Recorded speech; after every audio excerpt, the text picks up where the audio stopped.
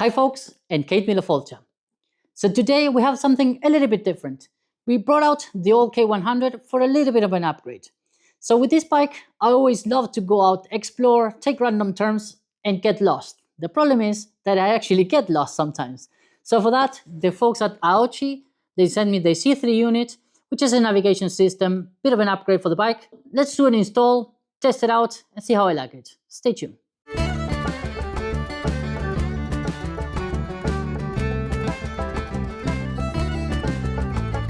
Quickly about the old girl, she's a 1989 BMW K100 RT, which funny enough are my initials, so fitted quite nicely. I bought this one on pretty rough shape, and I proceeded to both restore it and obviously heavily modify it to my own taste.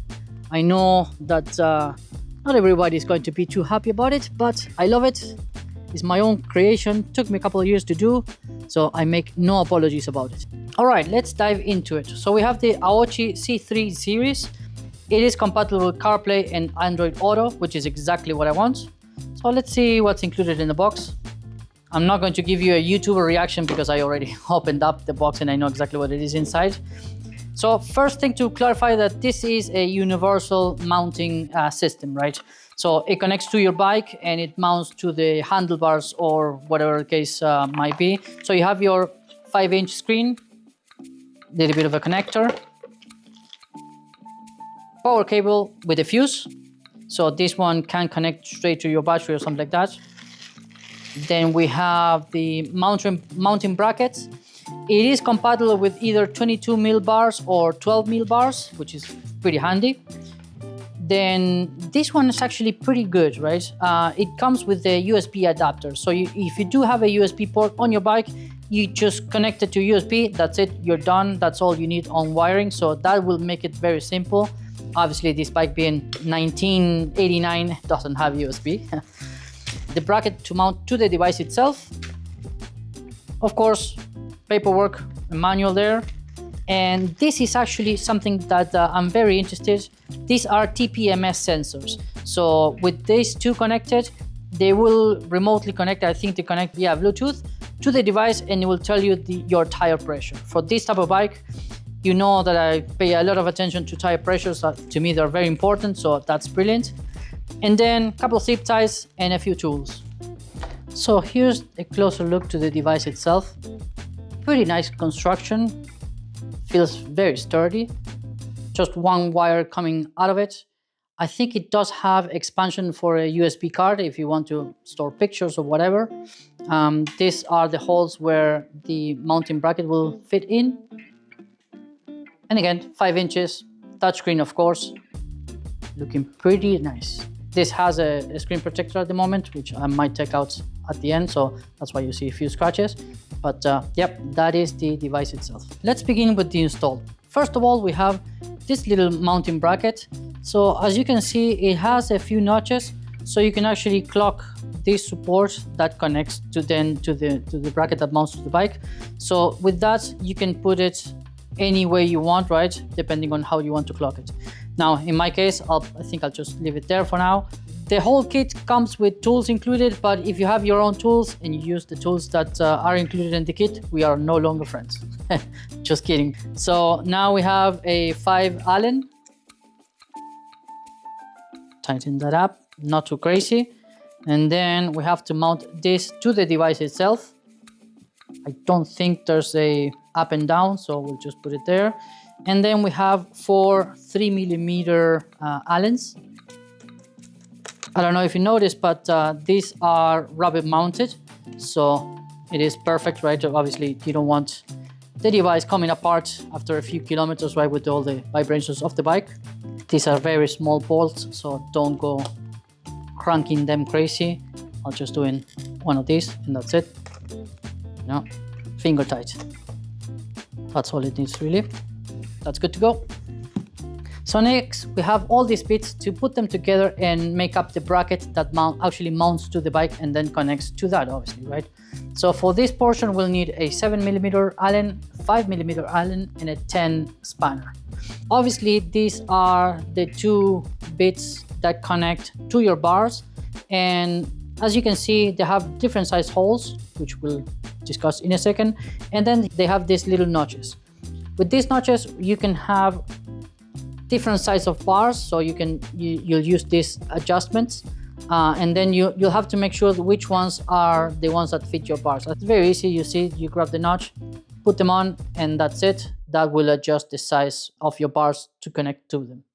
So let me show you very quickly how this whole thing works. You have the bigger size hole. For that, you'll need your 7mm Allen.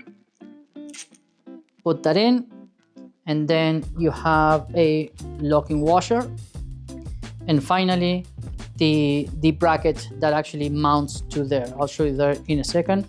So you basically screw that on, and then you can mount your GPS unit like so, right? That would be pretty much how it goes on the bike. Now on the other side, you have the longer 5mm. Bear in mind that there's a side that has a thread and there's a side that doesn't have a thread. So obviously this has to mount this side, right? Because this one is threaded. I don't know if you can see that, but you basically put the bolt through that. And this one can go either way, right? And you'll have to figure out which way works best for you. So that's mounted to the bike. Let's say we have the different size spacers. And then finally, when you mount the GPS, you have your another 5mm like that. Yep. So you can put that there, your shorter 5mm, and then your 10mm locking nylon knock. That's pretty much it. So as you can see, you have a lot of adjustability. You can put this on any direction, and also remember that you can clock that one to go side to side depending on how you want to mount it. Obviously, to know exactly what position is going to work best, I will have to go out and mount it on the bike. I just wanted to show you how everything mounts together, because when you open up the bag and there's a million pieces, it might be a little bit confusing, but everything is on the instructions and it's very clear, to be honest. So after playing around for a little bit, I think I figured out the best position. It will depend on your bike and where you want it to be mounted. But basically what I figured is that obviously don't forget the correct spacers. I think this is a 22mm bar. So let's put these two things together. You want your locking washer. Just loosely screw that in for a few turns.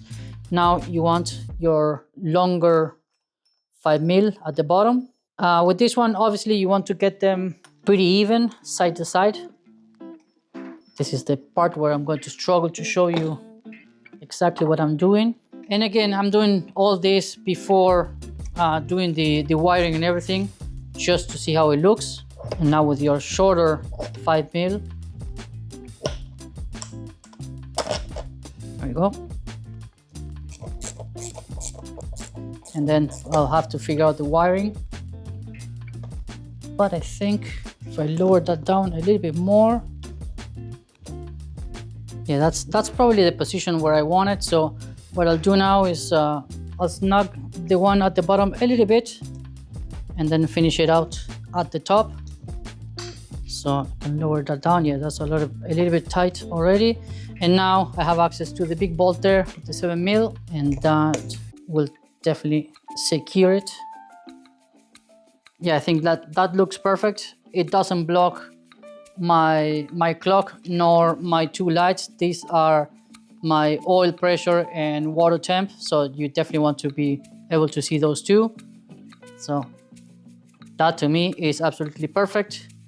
It turns side to side. I have a lot of clearance to the tank. I want to keep it as low profile as possible, and again, not cover my gauges there. Yeah, I think that's perfect. The next thing is to connect your device to battery power, right? I wouldn't recommend connecting it straight to the battery, because then unless you put a switch in between, then the thing will never turn off, right? I'll give you some tips and tricks on how to find what is called switched power, right? So basically when you turn on your key, that will give you 12 volts, but when you turn it off, the device will turn off. Obviously in this bike, I've pretty much done all the wire myself. It's all a custom job, so I know exactly where things are. For this one, we'll have to remove the seat, move the tank to a side. That's why I have this table. Obviously, I don't want to disconnect the fuel line, so I'll try to kind of sneak it out a little bit. I know my lines are long enough to put it to the side. So let's get cracking.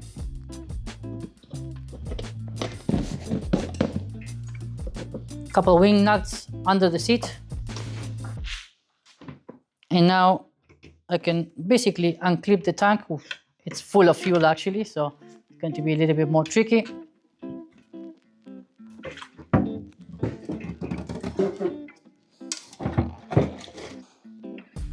All right, with the tank out of the way, you can see the guts of the old K100.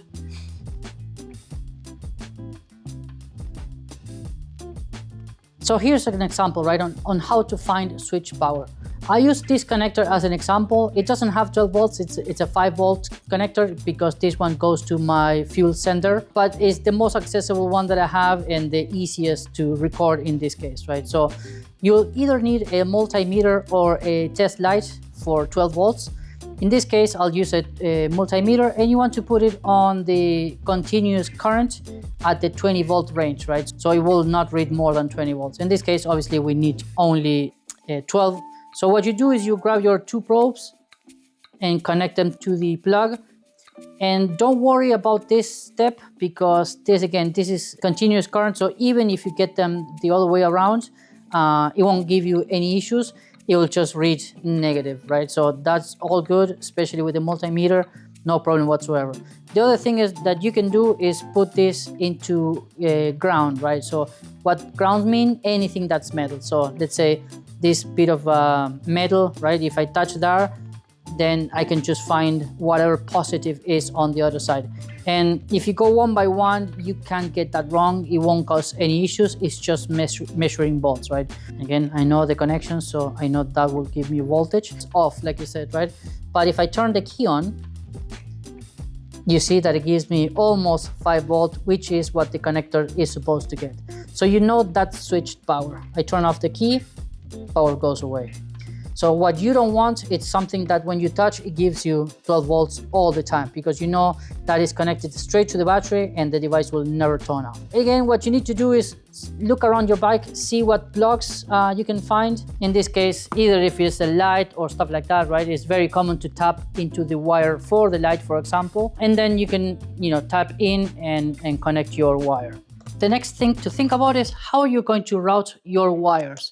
So in this case, I know obviously that my GPS will mount like this, and I don't want this cable just going straight down under the tank like that because it's going to be horrible, right? So what you want to do is follow your trace of cables, see where they go, right? In this case, I have my lights for, like I showed you before, the oil pressure and the water temperature. So I know they come in and they route underneath the tank. So what I'll do in this case, this already comes pre-wired with a length like this, right? And this one I don't want to cut. I'll be happy enough to get this one underneath the tank where all the wires are. In this case, I'll grab my cable, put it underneath the handlebar, and then under my bracket for the gauge. There we go. So now I can start following. Here you go. So that's my wire, and I want to throw it this way in between the forks. So basically following the route of all the different cables.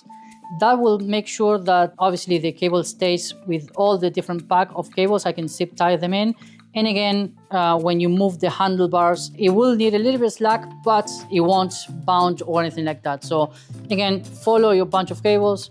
So this one, if I can have a little bit light, it comes down from there, and then it will go in there. I know this is very difficult to film. The cable goes underneath and then comes on this side underneath there, following the route all the rest of the cables to these plugs, right? So here's my plug, and obviously when I zip tied everything in, You can see the cable there moving. Or I keep saying cable, it's a wire, but yeah, you know what I mean. But yeah, that's perfectly routed. Obviously underneath these two bunks which hold the tank in, and that's my connector there. So like I showed you before, this is your power cable. You have your positive and negative. Your positive obviously will have a little fuse, and then at the other end you have your connector. I definitely want to keep this connector because this will allow me to connect and disconnect the device very easily in case I need to remove it, do any type of wiring, whatever, right? So I definitely don't want to lose this connector, but I definitely don't want or need all this bunch of cable. We have this little connector. We just need a little bit of length, chop it out. So we have the cut, and then peel back a little bit of wire. So there we go, that's your positive and negative. What we want now is our fuse. There we go. So we'll do a little bit of a chop there because I don't need the connector. Another little bit of a chop there.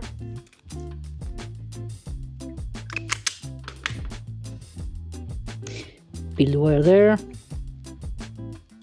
Very difficult to look at the phone, look at the tools and everything. Alright, that's it. Ready to go. The fuse, it doesn't matter which way it goes. The only thing that it does, if it detects more than whatever amperage that's rated, which is 2 amps. So if it detects more than 2 amps, this fuse will blow, right? That little wire there, that will just break, and then your connection is over, right? So back to our cable, peel a little bit there, and now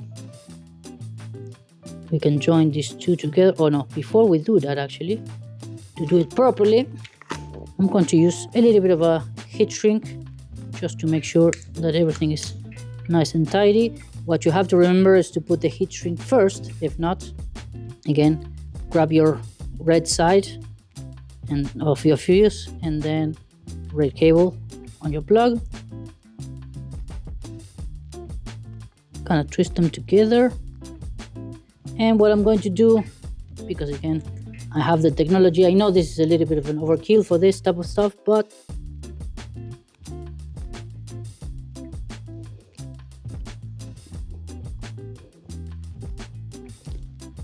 there you go. That's nice and soldered. That's not going anywhere.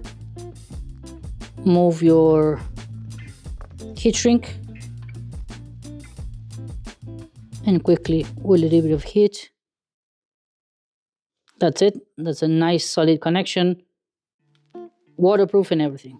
So now we only have to do another, well, I can definitely connect that straight to ground, and then have that, and that's it. That's all I need. Or I can extend that cable a little bit more just in case.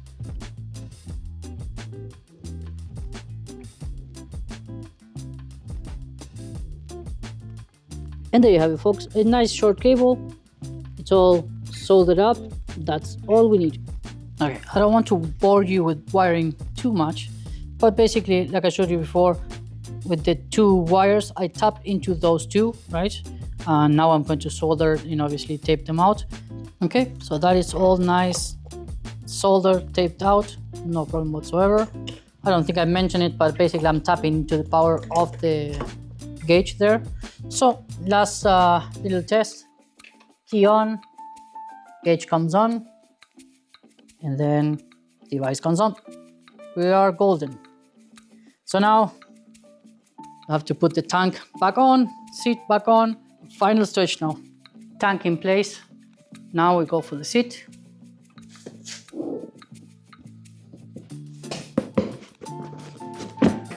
And let's not forget about our TPMS to measure our tire pressure.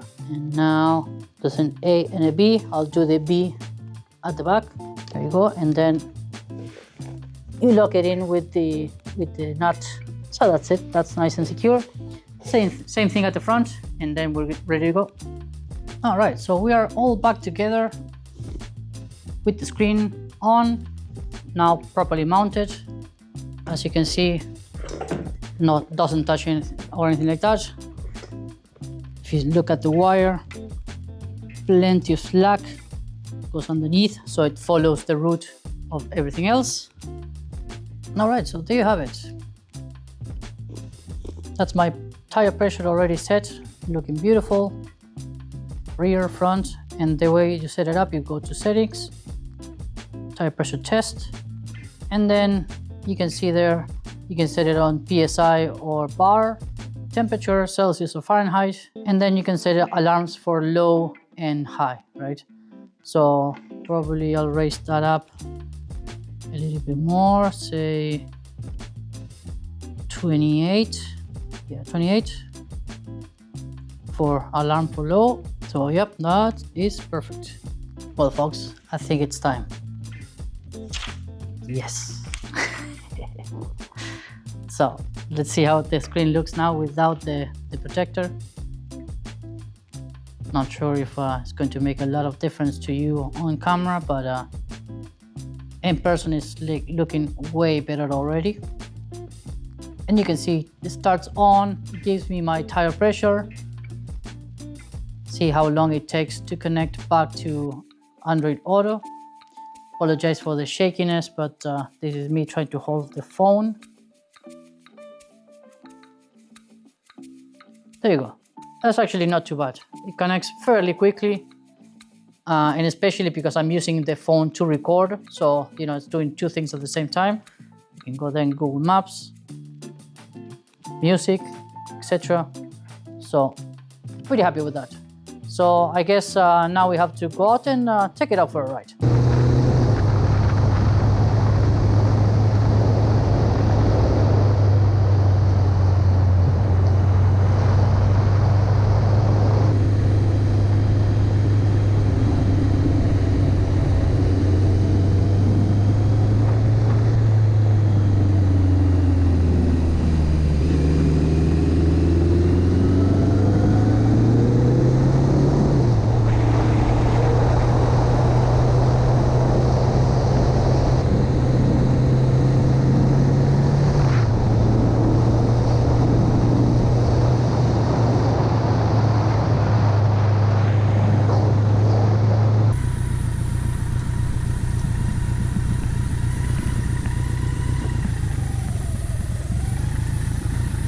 Alright, so I turned off the bike, I took a little break, a few minutes.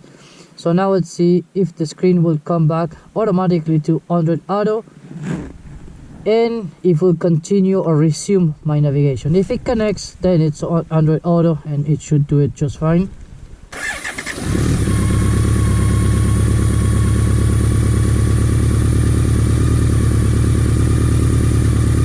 It's connecting.